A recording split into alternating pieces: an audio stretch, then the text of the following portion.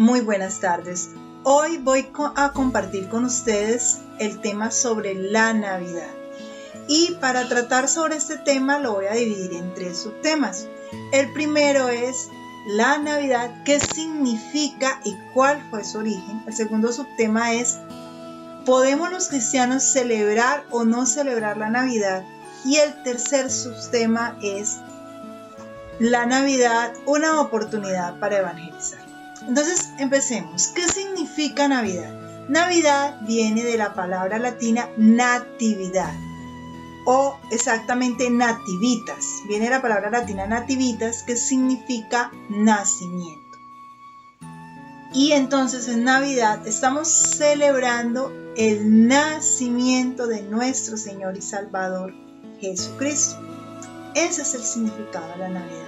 En esta fecha nosotros conmemoramos uno de los 3 eventos más importantes de la humanidad. El primero es el nacimiento de nuestro Señor Jesucristo, el segundo es su crucifixión y el tercero es su resurrección. Hoy vamos a tratar del primero de esos grandes eventos, y es el nativita, el nacimiento de Jesucristo. En esta fecha nosotros conmemoramos, celebramos, festejamos el nacimiento de nuestro Señor Jesucristo. Obviamente nosotros no sabemos con exactitud qué día nació Jesucristo. Es claro que no fue el 24 de diciembre, pero la Biblia no nos da los elementos suficientes para poder saber cuál es la fecha de su nacimiento, y se ha escogido el 25 de diciembre en el mundo occidental para celebrar el nacimiento de Jesucristo. En Navidad nosotros celebramos ese momento en el que la tercera persona de la Trinidad deja su calidad de ser Dios, esa omnipotencia de ser Dios, para rebajarse a ser un humano con todas y las limitaciones que esto significa, a convertirse en un embrión dentro del cuerpo de una mujer y crecer en ella durante todos estos 9 meses, luego tener que soportar todas las limitaciones y las dependencias que significan la niñez, y tener una vida que fue una vida llena de carencias materiales, porque nos dice que Él fue varón de dolores, nos dice la palabra, que Él fue probado en todo, que en Él no se hallaba belleza. O sea, no es como las películas de Hollywood que nos presentan el niño perfecto y hermoso, no. Jesús vino y tomó el cuerpo de hombre dentro del grupo social, que era un grupo de esclavos. O sea, si ya Él por sí, siendo Dios, rebajarse a ser humano ya era mucho, pero no solo se rebajó a ser humano, sino que se rebajó a ser más pequeño dentro del grupo de los humanos, ya que nació en un pueblo de esclavos. Y no solo nació en un pueblo de esclavos, sino que nació entre los esclavos, de un padre y una madre pobres. Nació no en una casa ni en un palacio, sino que nació en un pesebre, en un establo donde estaban los animales. Nos dice la palabra que su cama fue el lugar donde comían los animales. Entonces Jesús vino a este mundo y se limitó, siendo igual a Dios, una de las 3 personas de la Trinidad, y se limitó, y gracias al Espíritu Santo fue encarnado en la Virgen María y tomó forma de hombre. Nos dice la palabra de Dios en Filipenses 2, del 6 al 7, lo siguiente: el cual, siendo en forma de Dios, no estimó al ser igual a Dios como cosa que aferrarse, sino que se despojó a sí mismo, tomando forma de siervo, hecho semejante a los hombres. Esto nos muestra el amor de Dios, porque nos dice la palabra también que tanto amó Dios al mundo que entregó a su único Hijo, para que todo aquel que en Él crea fuere salvo. Y nos dice la palabra de Dios que Jesús nos amó tanto, fue tanta su misericordia, que se igualó a nosotros en todas sus limitaciones, de tal manera que cuando nosotros como humanos necesitáramos consuelo, necesitáramos apoyo, necesitáramos a alguien que nos comprendiéramos, encontraríamos en Jesús esa persona que podría comprender nuestras angustias, comprender nuestros amores, comprender nuestras limitaciones, porque Él fue probado en todo.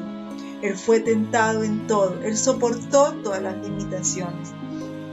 Y es por eso que en Hebreos 4:15 la palabra nos dice: porque no tenemos un sumo sacerdote que no pueda compadecerse de nuestras debilidades, sino uno que fue tentado en todo según nuestra semejanza, pero sin pecado. Entonces, en esta fecha, nosotros celebramos que Dios mismo, una de las tres personas de la Trinidad, nos amó tanto que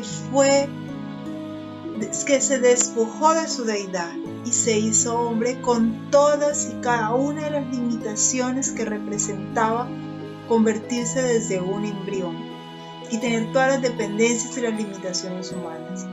Que por esa condición, en su amor y su misericordia, nos puede comprender como nada ni nadie nos puede comprender a nosotros. Y nos dice que nos amó tanto que llevó esa vida perfecta que nosotros no podríamos llevar para poder salvarnos. La Navidad significa que Dios mismo nos ha amado tanto que envió a su Hijo para que muriera en nuestro lugar para nuestros pecados. La Navidad significa que Jesús, una de las tres personas de la Trinidad, se entregó a sí mismo y dejó todos por amor a nosotros. Eso significa la Navidad para nosotros. Ahora, no siempre se celebró la Navidad.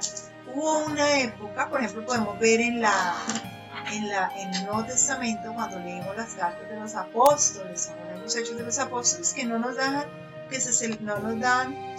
ninguna idea de que en esos momentos, cuando se escribieron las cartas, se celebrara la encarnación de Cristo. Pero la palabra sí nos cuenta que sí sucedió esta encarnación. Ahora, encontramos que la historia nos muestra que las iglesias primitivas de Oriente empezaron a celebrar la encarnación de Cristo, y era la Epifanía, que la celebraban el 5 de enero, donde ellos celebraban no solo el nacimiento de Jesús, sino que celebraban también la presentación de Jesús en el templo, y celebraban también la llegada de los magos. Y eso lo celebraban el 5 de enero, y encontramos entonces que la iglesia primitiva de Jerusalén, lo que era Antioquía, Jerusalén, lo que era Armenia, todas estas iglesias de Oriente celebraban la Epifanía, la encarnación de Cristo. Tenemos que en Roma, ya cuando la religión cristiana era la religión oficial, aproximadamente en el siglo IV después de Cristo, se empieza a celebrar el natalicio de Jesús, pero no lo celebran como se celebraba en la iglesia primitiva de Oriente, sino que lo empiezan a celebrar el 25 de marzo, el 25 de diciembre. ¿Y por qué el 25 de diciembre? El 25 de diciembre el Imperio Romano tenía, entre sus costumbres paganas, se le conmemoraban el nacimiento del Rey Sol. Entonces, no solo se le celebraba el nacimiento del Rey Sol, del gran Rey Sol para ellos, se celebraban muchas otras fiestas paganas que tenían el solsticio de invierno, lo que tenía que ver con las fiestas a la deidad de Saturno, que era la deidad de la agricultura. Entonces, todas estas fiestas se celebraban, pero el 25 de diciembre se celebraba específicamente el nacimiento del Rey Sol. Entonces, lo que parece hacer la iglesia cristiana en Roma es que con el propósito de acercar a los paganos al cristianismo, a las festividades cristianas, ir desplegando, dejando en segundo lugar lo que correspondía a las festividades del dios Sol, cambian la fecha que se venía celebrando ya en la iglesia primitiva en enero al 25 de diciembre. Esto no fue bien visto por la iglesia primitiva de Oriente y fue considerada una festividad pagana. No fue bien vista en ese momento. Pero encontramos que la iglesia católica, la iglesia de Roma y que luego la iglesia católica empezó a tomar gran fuerza. Luego se cambia el calendario y de tal manera que la concepción de Jesús se da para el 25 de marzo y así el nacimiento de Jesús se daría el 25 de diciembre, mientras que en la iglesia primitiva de Oriente la concepción se celebraba en abril y el nacimiento se daba el 25. Con el cambio de calendario pues coincide que el nacimiento de Jesús desde la fecha que ellos dan de concepción en marzo pues daría el 25 de diciembre. Pero ¿qué sucede posteriormente? Pues nosotros sabemos que posteriormente, después de la iglesia católica, llega el momento de la reforma y es cuando encontramos los grandes reformadores. ¿Y qué dicen los grandes reformadores? Que es a los que, digamos, que donde se desprende casi lo que es el protestantismo, los evangélicos. Entonces, ¿qué dicen ellos? Tenemos que 3 de los grandes reformadores tienen posiciones al respecto. Encontramos que Martín Lutero, el gran reformador alemán, estaba de acuerdo 100% con la celebración de la Navidad. Él celebraba la Navidad. ¿Por qué? Porque él estaba de acuerdo con el principio normativo en la adoración. Y el principio normativo en la adoración indica que todo aquello que no está prohibido en la Biblia está permitido. Entonces él no encontró ningún inconveniente porque en la Biblia en ninguna parte se establece que esté prohibido celebrar la encarnación de Cristo, en ninguna parte se deduce de la Biblia que esté prohibida celebrar la encarnación de nuestro Señor Jesucristo.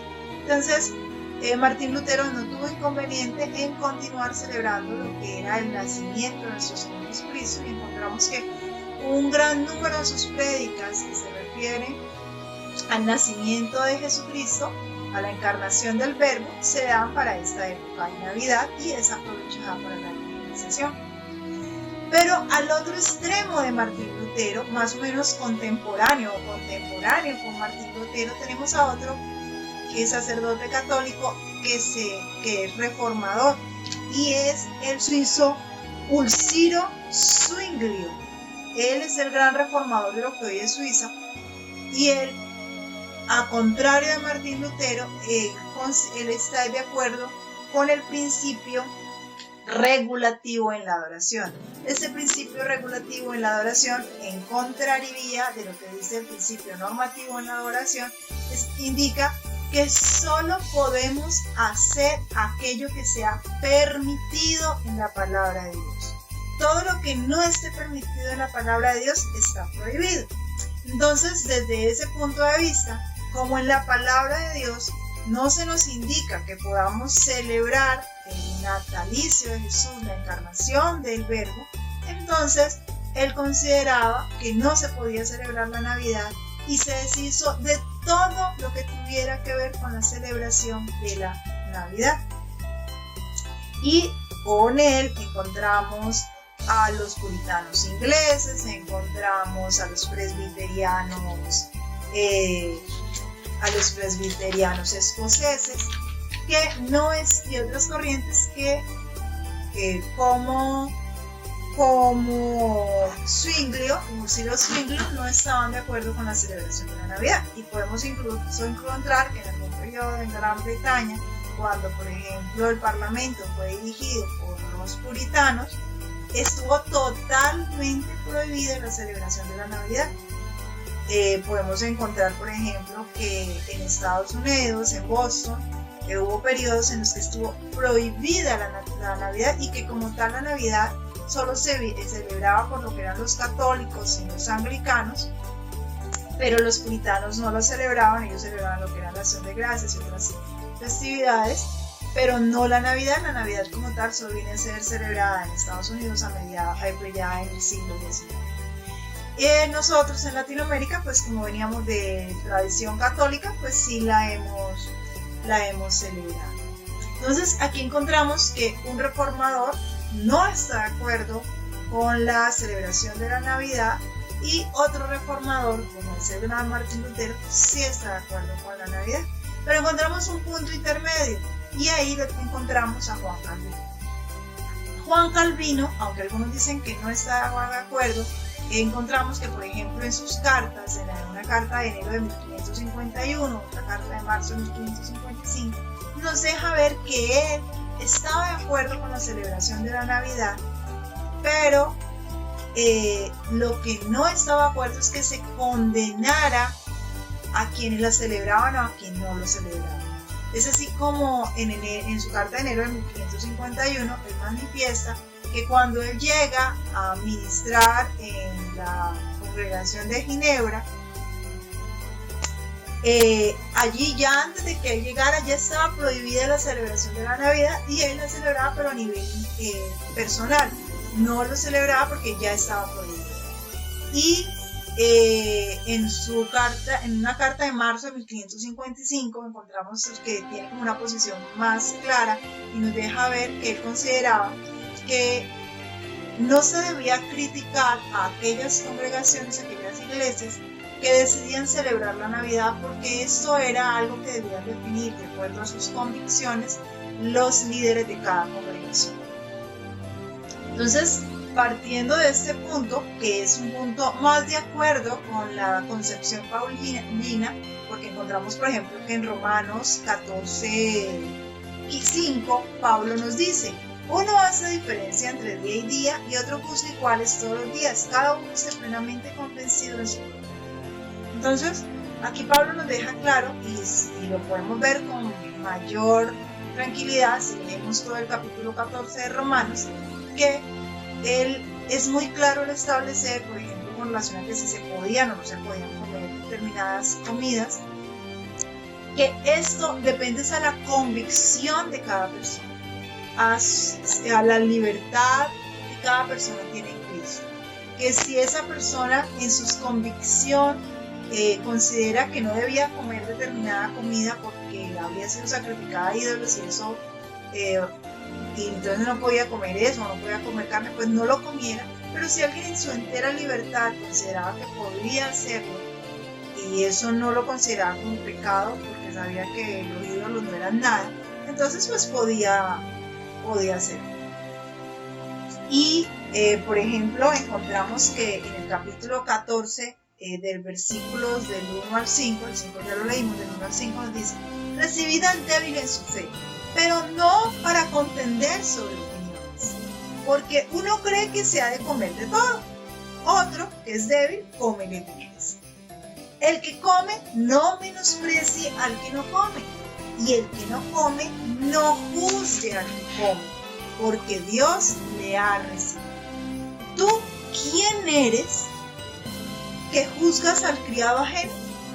Para su propio Señor está en pie, o cae, pero estará firme, porque poderoso es el Señor para hacerle estar. Y volvemos al quinto. Uno hace diferencia entre día y día, y otro juzga iguales todos los días. Cada uno está plenamente convencido en su propio. Entonces, si tú consideras que es pecado, que está mal celebrar el 25 de diciembre como la fecha del natalicio de Jesús, porque en sus orígenes, cuando fue Roma la que lo puso en esa fecha, y en esa fecha se celebraba el nacimiento del Dios Sol en ese momento, a pesar de que llevamos siglos celebrando el nacimiento de nuestro Señor Jesucristo, pero en tu convicción consideras que no se debe celebrar y que eso es pecado, no lo celebres. Pero si en tu convicción, desde niño, en tu convicción interna, consideras que esta es la oportunidad inigualable para celebrar el nacimiento de nuestro Salvador, la llegada de la luz al mundo, el momento más importante, uno de los momentos más importantes para la cristiandad, y deseamos celebrar la vida de Cristo, la llegada de Cristo, entonces celébralo. Es en razón a tu convicción. Así que no es pecado celebrarla, ni tampoco es pecado no celebrarla.